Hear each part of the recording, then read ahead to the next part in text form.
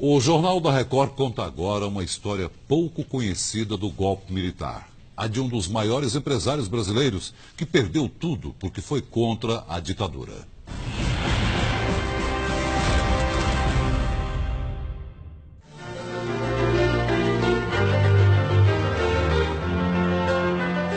Venha conosco para uma viagem no tempo.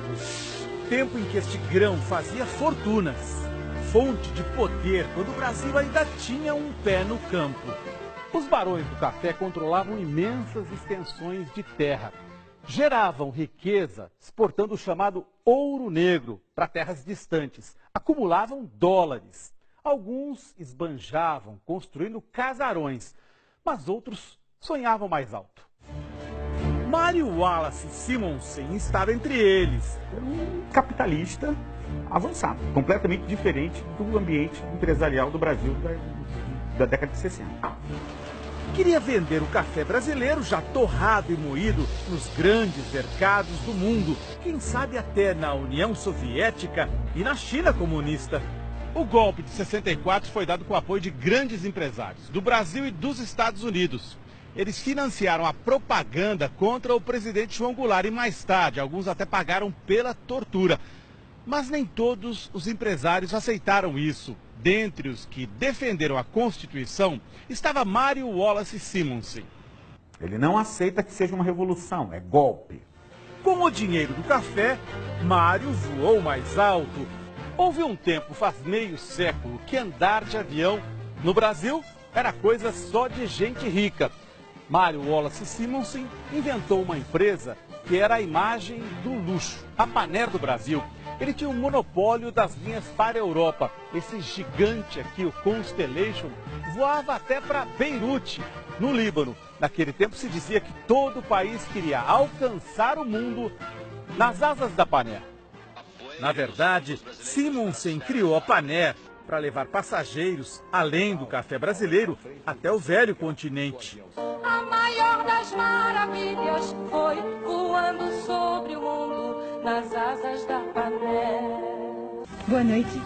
Carro vai andar com gasolina de carvão. O desejo de modernizar o Brasil fez o empresário investir em outro ramo. Ele financiou a primeira emissora de TV do país que funcionou em rede.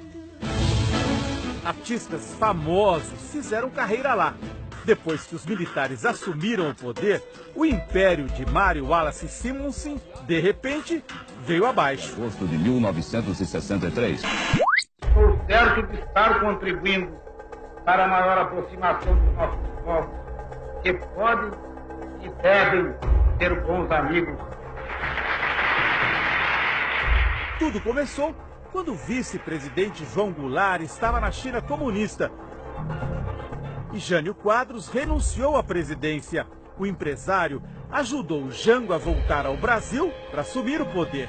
Com isso, entrou na lista negra dos militares que eram contra a posse de Jango. Isso ficou definitivamente marcado com os militares. Quando veio o golpe de 64, a vingança foi feroz. Primeiro, Mário foi impedido de exportar café. Menos de um ano depois, a ditadura cassou o direito de voar da Paner e enterrou a companhia. Tem 3, 4 voos, acho que Roma, Lisboa, Paris, no aeroporto Galeão, que era o principal aeroporto do país, prontos para partirem para a Europa. Sai a canetada, descem os passageiros e as bagagens e embarcam nos aviões da Varig, que toma conta de todas as linhas internacionais do país.